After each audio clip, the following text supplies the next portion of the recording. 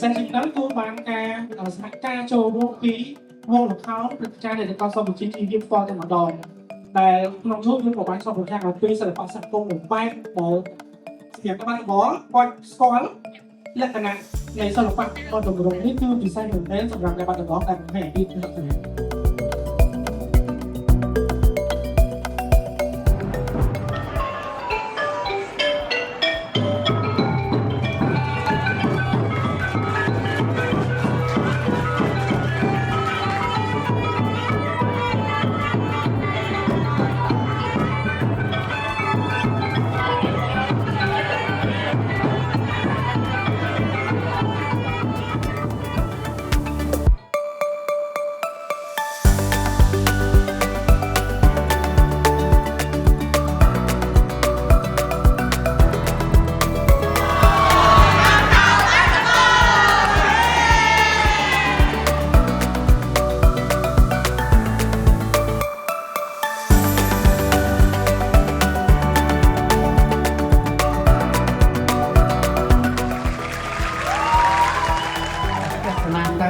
ចំណាក់អារម្មណ៍របស់ខ្ញុំមានការរំភើប